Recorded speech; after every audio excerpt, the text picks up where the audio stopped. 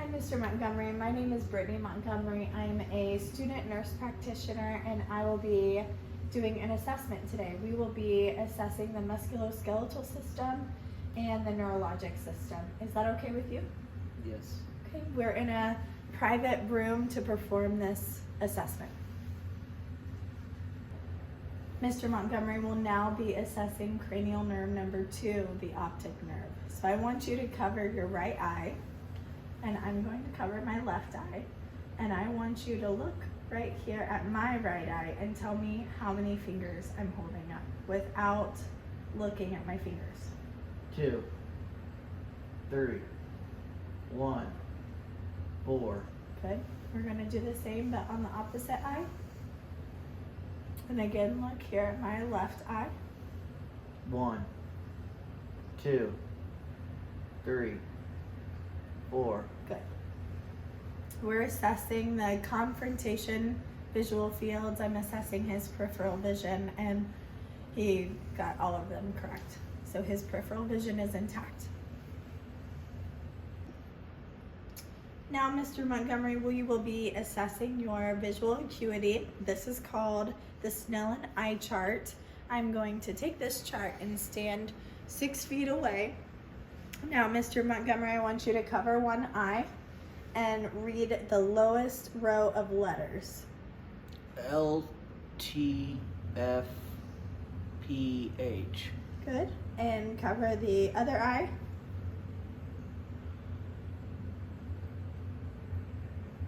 Read the same line. Yeah. L, T, F, P, H. Good. And then both eyes. L, T, F, P, H. Good.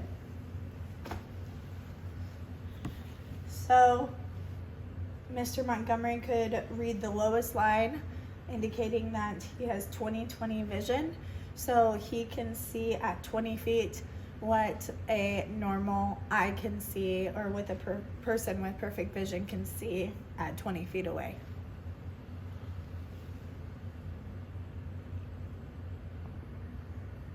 Now we'll be assessing cranial nerve number 3, the oculomotor nerve. So first we'll start out with assessing for any nystagmus, any involuntary shaking of the eye. Mr. Montgomery, I want you to look at the end of my pin here, and I want you to watch it as I move it in the 6 directions of cardinal gaze. And I want you to look at the pin with only your eyes without moving your head. And when you're assessing the patient, you want to take the pin about 12 to 14 inches from the face and move it in the 6 cardinal fields of gaze.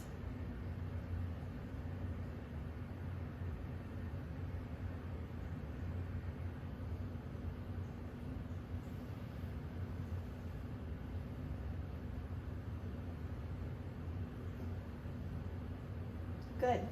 There was no nystagmus on examination. Now we're going to dim the lights, and Mr. Montgomery, I would like you to look at that object on the mantle. Have the patient look at a distant object, dim the lights, and I left my pin light at home, so I'll be using the light on my phone today, assessing that his pupils constrict.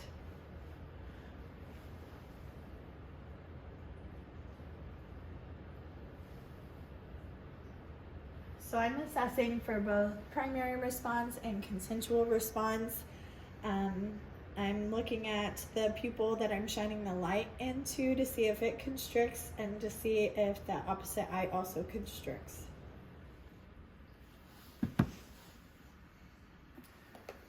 Now we'll be assessing for accommodation. So again, I want you to look at the distant object there on the mantle. And now I want you to look at the tip of my pin, coming all the way at you. Good. So with accommodation, I have the patient look away at a distant object to make the eyes dilate, and as the tip of my pen is moving forward, I'm just ensuring that the eyes are constricting and that they cross as the pen gets closer to the patient's nose. This patient's cranial nerves 3, 4, and 6 are intact. Cranial nerve 3 is oculomotor, cranial nerve 4 is trochlear, and cranial nerve 6 is abducens. These cranial nerves are all responsible with moving the eyes in different directions, and the patient's pupils were equal and reactive to light. They accommodated, and the patient did not have nystagmus. Now we'll be assessing cranial nerve 5, the trigeminal nerve.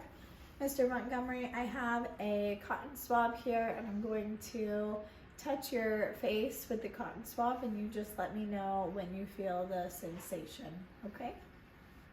Do I close my eyes? You can close your eyes, yes. There.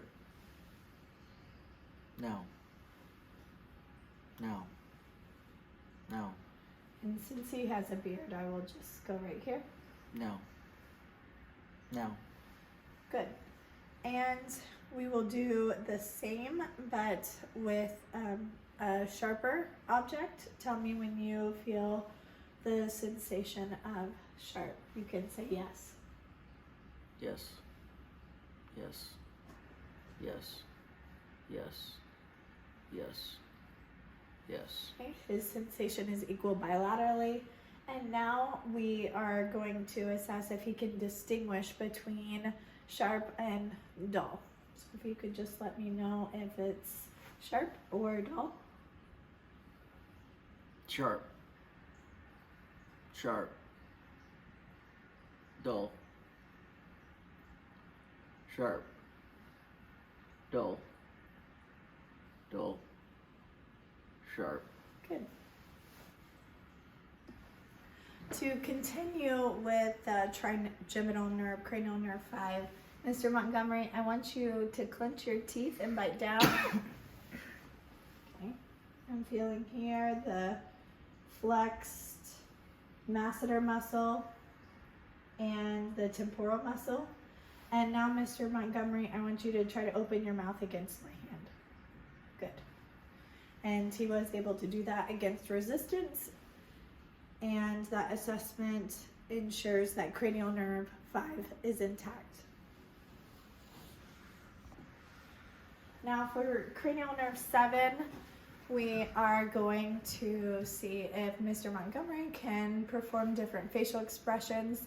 Mr. Montgomery, can you close your eyes tightly, please? And then open. Good. And smile. And frown. And puff out your cheeks. Good.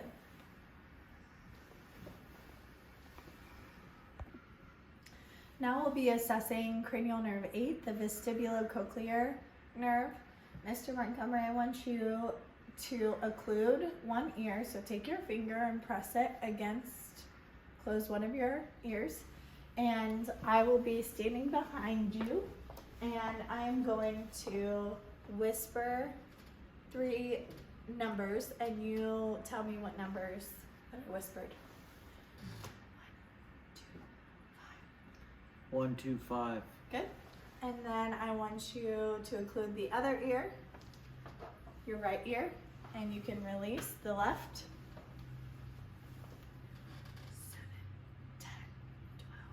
7, 10, 12. Good.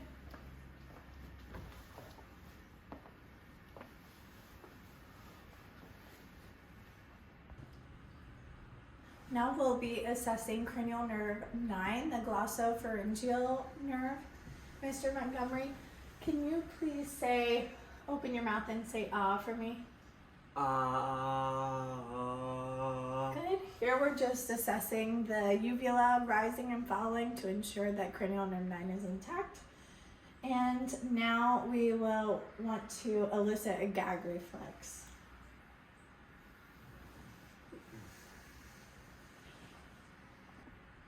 I have been able to assess cranial nerve 10 throughout this assessment because the patient is able to talk without hoarseness and the patient is able to swallow.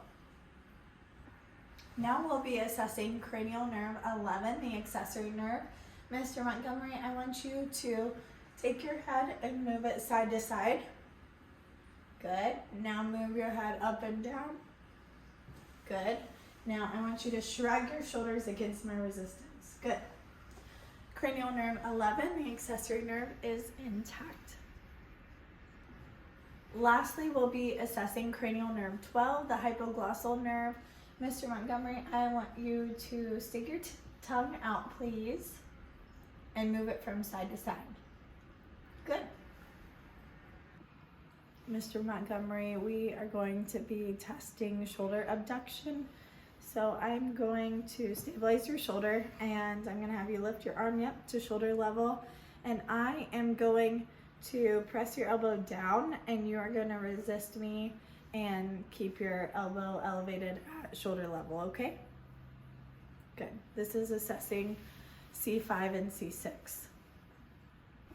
Now we'll be assessing C5 and C6, the biceps and brachioradialis, testing elbow flexion. So again, I'm going to stabilize the shoulder, and Mr. Montgomery, I want you to pull your arm towards you, bending your elbow, and I'm going to resist and pull away. Good. Now we'll be assessing elbow extension, C6, C7, and C8, the triceps. So again, I'm going to stabilize the shoulder, and I'm going to resist, and you are going to push your elbow down and extend your elbow. Good. Now we'll be testing wrist extension, which is C6, C7, C8, and the radial nerve. So Mr. Montgomery, I am going to push your wrist down, and I want you to extend your wrist up like this, okay? Good. Now we'll be testing finger extension, C7, C8, and radial nerve. So I am going to, again, push your fingers down, and I want you to extend your fingers. Good. When testing finger abduction, C8, T1, and the ulnar nerve, I'm going to have you spread your fingers apart. Perfect. And I am going to try to push your fingers in, and you're going to resist, okay? Good. When testing thumb abduction, C8, T1, and the median nerve, I'm going to have the patient hold his thumb up towards the ceiling, and I'm going to try to push his thumb down towards his palm, and he'll resist. Good. Now we'll be testing hip flexion, L2, L3, and L4. I'm going to put my hand right above your knee, Mr. Montgomery, and I want you to lift your leg against my resistance at the hip. Good. Now we'll test knee extension. I'm going to resist against your, provide resistance against your ankle, and I want you to extend your knee. Good. Now we'll be assessing the flexion, L5, S1, and S2. I'm going to try to lift your foot off of the chair, and you try to pull your foot back, flexing your knee, okay? Good. And now we're going to assess dorsiflexion, L4, L5, the tibialis anterior. So, Mr. Montgomery, I want you to try to pull your toes up towards your nose, and I'm going to provide resistance. Good. And we'll do that bilaterally. Now we'll be testing plantar flexion, S1, and the gastrocnemius and soleus muscles. So, Mr. Montgomery, I want you to push your feet down, and I'm going to resist. Perfect. Now we'll assess grip strength. Can you squeeze my fingers, please? Good. Patient's grip strength is a 5 out of 5. Now, Mr. Montgomery, I want you to rise from a seated position and walk normal in a straight line. Good. Now walking back to your seat, I would like you to walk on your heels.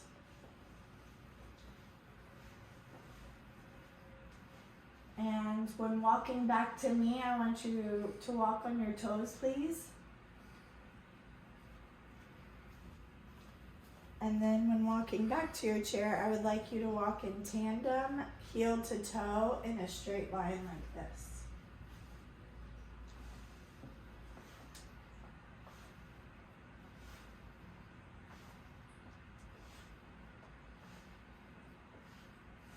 Good.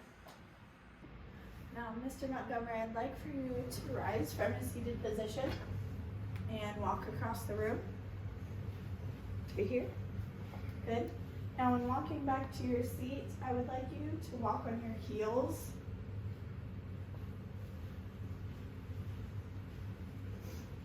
Perfect. And could you walk back towards me on your toes? Good. And walk back to your seat, heel to toe, in a tandem form.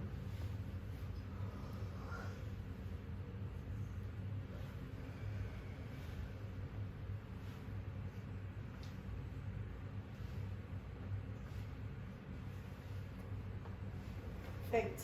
Thank you.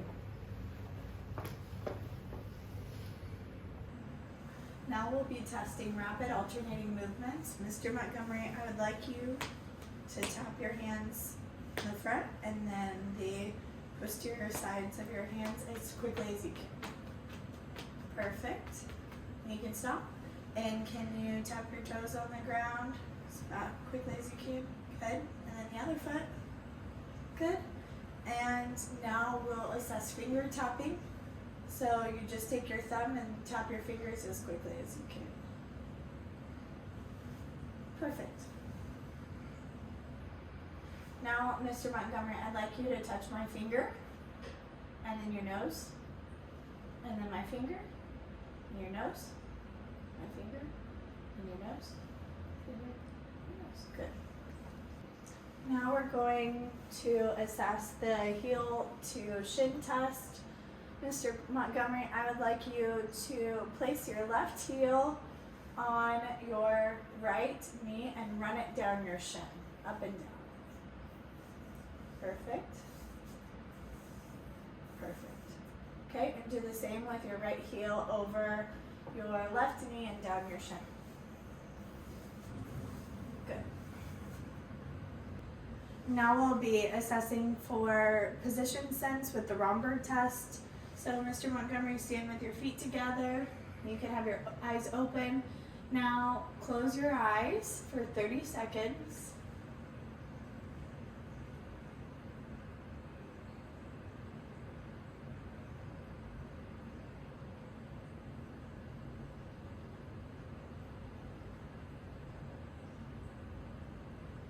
Okay, you can open your eyes.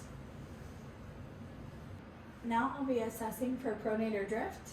So if you will just put both arms out in front of you with your palms towards the ceiling and close your eyes.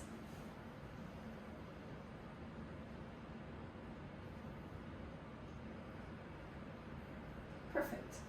There's no drifting and arms are symmetrical. Now we'll be assessing the biceps reflex, C5 and C6 with the patient in a sitting position. The patient can also be in a supine position.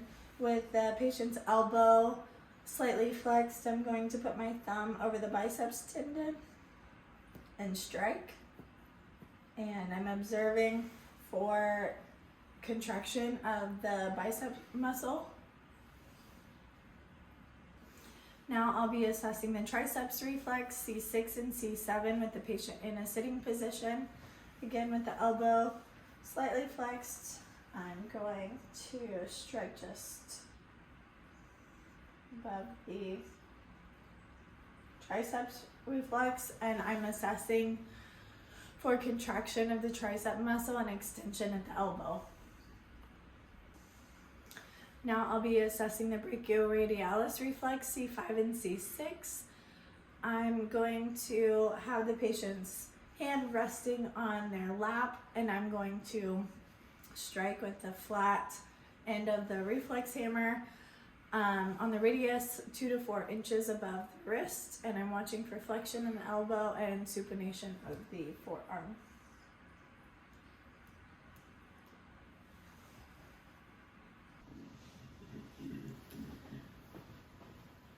Now we'll be assessing the quadriceps or patellar reflex L2, L3, and L4 with the patient in a sitting position.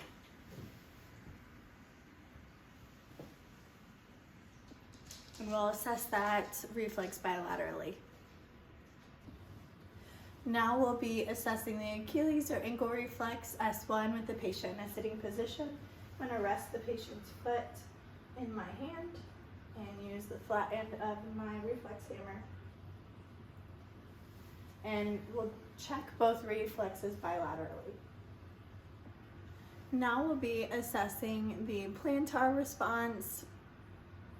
We're assessing S1 and L5. I'm going to take the end of my reflex hammer and I'm going to stroke the lateral aspect of the foot from the heel to the sole of the foot, and I'm looking for plantar flexion of the foot, moving the toes down. If the toe exhibits dorsiflexion, that would be a positive Babinski sign. And again, we will test that reflex bilaterally. Now I will assess for clonus. I will support the patient's knee and just relax your foot. Okay. I'm dorsiflexing the patient's foot, and if the patient did not remain in dorsiflexion or had a rhythmic muscle movement, that would be a sign of clonus or hyperreflexia. Now I will be assessing for the Hoffman sign. A positive sign would indicate spinal cord compression. So with the patient's hand resting in mine, I'm going to hold down the middle finger and I am going to flick the distal end of the finger with my thumb. A positive Hoffman sign would be the closing of the index finger and thumb. To begin the musculoskeletal assessment, I'll begin by inspecting the patient. I'm looking for any swelling, scars.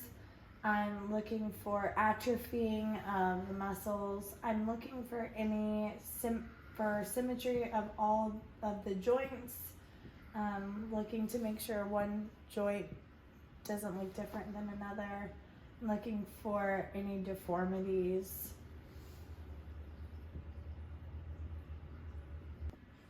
When assessing range of motion of the neck, we are assessing flexion, extension, lateral bending, and rotation. So can you pull your chin towards your chest and look up at the ceiling for extension, lateral bending? Take each ear, go shoulder to shoulder. Good, and rotation, turn your head side to side. Perfect. Now we'll be assessing the shoulder joint. Would you raise your arms in front of you and then overhead for flexion? Good. And for extension, will you raise your arms behind you like this? Good. When assessing for abduction, ask your patient to raise your arms out to the side and overhead. Mr. Montgomery, would you do that, please? Raise your arms out to the side and then overhead. Perfect. And for adduction, can you cross your arm in front of your body? Like this. Good. Can you do the same with the other? Perfect.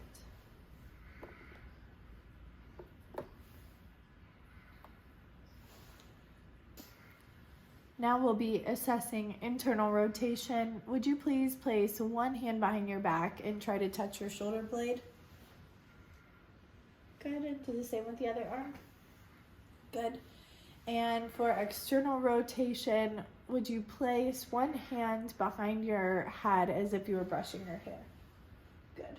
And the other hand? Good. Now we'll be assessing the elbow joint. We will be assessing flexion, extension, supination, and pronation. Would you please bend your elbow? Good. And straighten your elbow. Good, that's extension. Okay, you can relax. And can you turn your palms up like this as if carrying a bowl of soup? Good, and turn your palms down. Perfect. Now we'll be assessing the wrist joint, flexion, extension, radial deviation, and ulnar deviation. And we'll do that bilaterally. Now we'll be assessing the DIP and PIP joints in the fingers.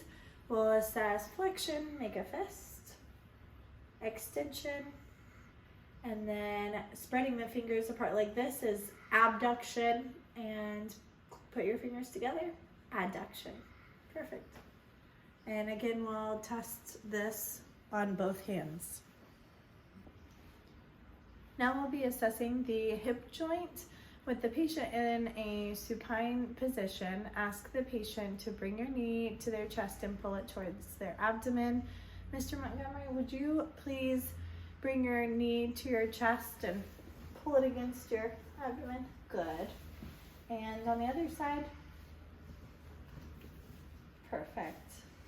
The patient does not have any deficits with this maneuver. To assess extension, ask the patient to lie face down and lift up their leg posteriorly. Can you lift your leg at the hip? Good. And on the other side, please. Great. Thank you. Now I'll be assessing abduction and adduction at the hip. I'm going to bring the leg out at the hip for abduction and across the midline for adduction. And again, I will assess both sides bilaterally. Now we'll be assessing for external and internal rotation of the hip. With the knee and hip bent at a 90-degree angle, I'm going to move inward for external rotation of the hip and outward for internal rotation of the hip. And we'll assess both sides. Now we'll be assessing flexion and extension of the knee joint. Mr. Montgomery, can you please bend your knee? Good, and extend, straighten, perfect. And will you do the same on the other side? Bend and straighten, perfect. Now we'll be assessing range of motion of the ankle joint in the foot. Mr. Montgomery, could you please point your toes towards the floor? Perfect. He's demonstrating ankle flexion. And now would you please point your toes towards your nose, upward? Great. Now this is ankle extension. And you can relax your ankles and your feet. Can you please turn one of your feet, the sole, towards your midline, so inward. So we're gonna go like this. Good. Oh. That. Perfect. Just you can do one at a time. That is inversion, and for eversion, I want you to turn the sole of your foot outward. Good. And now we assess range of motion of the thoracolumbo-sacral spine. Mr. Montgomery, could you bend over and try to touch your toes? Perfect. This is flexion of the spine. And could you try to lean your back as far as you can? Good. Extension of the spine. And for rotation, I'll have you turn this way. Good. Try to keep that straight and kind of turn like this. And then the other side. Perfect. On the other side. And then lateral bending. You just, yep, side to side. Perfect. Now I'll be performing special tests of the upper extremities. First we'll be assessing the acromioclavicular joint. Mr. Montgomery, could you please cross your right arm over your body? Perfect. And then cross your left arm across your body for the crossover test. And the patient does not have any difficulty or do you have any pain with that maneuver? So the patient has a negative crossover test, which does not indicate a acromioclavicular pathology.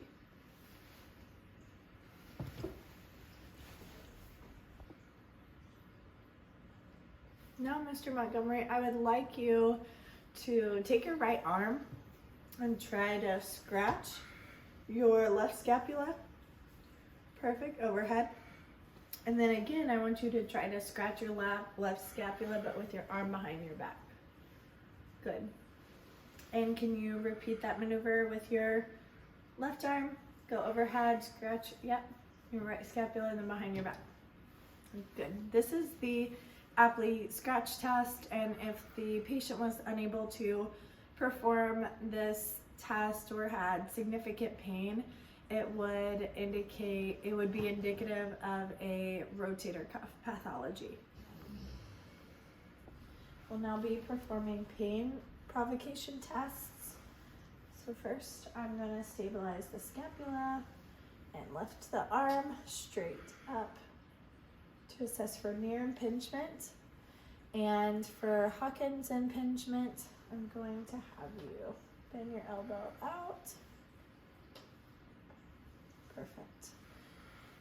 Near impingement and Hawkins impingement can be indicative of subacromial bursitis and a rotator cuff tear. Now we'll be demonstrating the internal rotation lag test by stabilizing the patient's arm. Good.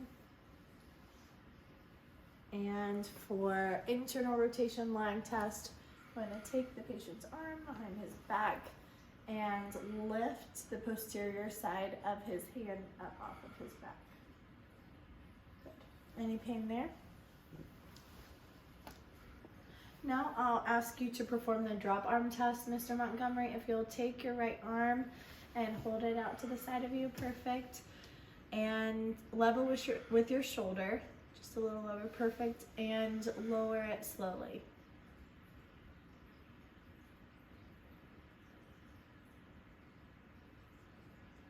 Good.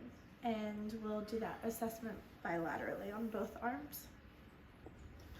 Now we'll be performing the empty can test. So Mr. Montgomery, I want you to hold both arms out and point your thumbs downward like you're emptying cans. And you can just keep your arms still, perfect. And I am going to try to push your arms down and you hold them in place. Good. If the patient is unable to fully abduct the shoulder at shoulder level, this is a positive sign for a rotator cuff tear. We'll start with the Finkelstein test for these special maneuvers for the wrist. Mr. Montgomery, I want you to take your thumbs and place your fingers over your thumbs, and then I want you to extend your wrists. Good. Any pain there? Nope. Good. This is assessing for thumb tenosynovitis. We're going to perform two tests to assess for carpal tunnel. First, we'll start out with the tunnel sign, and I'm going to just let your hand rest in my arm, and I am going to tap on the median nerve. Any pain? A positive sign would be indicative of carpal tunnel. And next we'll perform the Phelan sign. So I want you to take the posterior sides of your hands, put them together with your elbows outward, just like this, and hold for 60 seconds.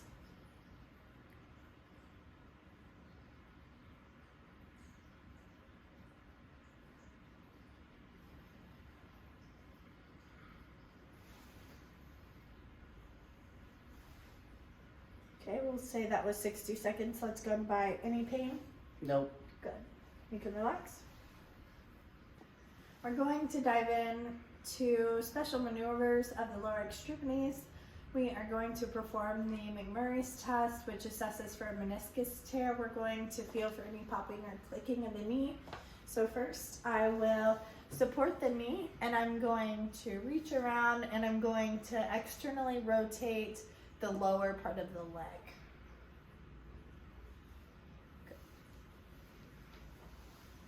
And again, I will perform that assessment bilaterally on both legs. Now we'll assess abduction or valgus stress test, and I'm going to push right above the knee. I'll lift the leg, push right above the knee, and lift the lower part of the leg, and I'm assessing for excessive widening of the knee joint.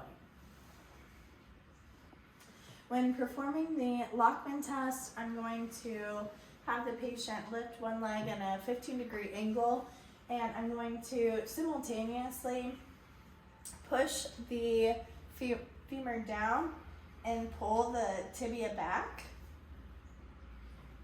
And while I'm doing this, I'm ensuring that the ACL is intact and that there isn't excessive movement during this maneuver.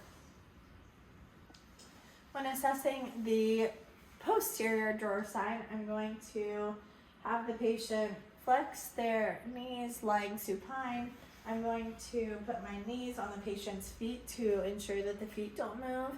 And I'm going to place my hands, cup the knees, placing them along the tibias, and I'm going to push backward. And excessive movement without an endpoint may suggest an insufficient PCL or a PCL tear. When assessing for lumbosacral nerve root irritation, or more commonly lumbar disc herniation, we can do the straight leg test. If the patient is supine position, and just keep your leg completely straight. We're going to go straight up. Good. And back down. Any pain? Nope. And we'll perform that test bilaterally on both the legs. We will be assessing extension and rotation of the lumbar spine. So with the patient in a seated position, I'm going to kind of pull your shoulder down and turn this way. Good. And then turn the other way. Perfect. And do you have any numbness or tingling down either of your legs? Good. A positive KIMS test may indicate numbness or tingling down one leg or both legs bilaterally. When concerned for sciatica pathology, we will assess the FAIR test, which stands for flexion, adduction, and internal rotation. So we will have the patient lie on the unaffected side and flex the hip at 90 degrees. And I will stabilize, I will internally rotate the hip and apply lateral and upward pressure on the shin. Any pain there? Good. Now we will be performing the thigh thrust test. The goal of this test is to provide a posterior shearing force to the SIJ of that side. So with the patient in a supine position and the knee and the hip flexed to 90 degrees, I'm going to do this knee fix.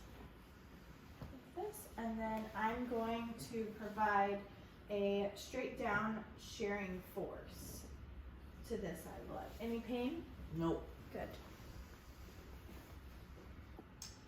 To assess for hip impingement, we will perform the Fader test. So I'm going to take the knee and place it in a 90-degree angle, and we are going to internally rotate the hip and adduct. Any pain there? Good. lastly, we will be performing the Faber test. You would perform the Faber test if the patient was complaining of hip, lumbosacral, or SI, joint dysfunction, or pain. So, Mr. Montgomery, I am going to ask you to take your right heel and just place it over your left knee, and then I want you to just like relax your hip like down like this. Perfect. So I am going to actually apply pressure here at the medial right knee.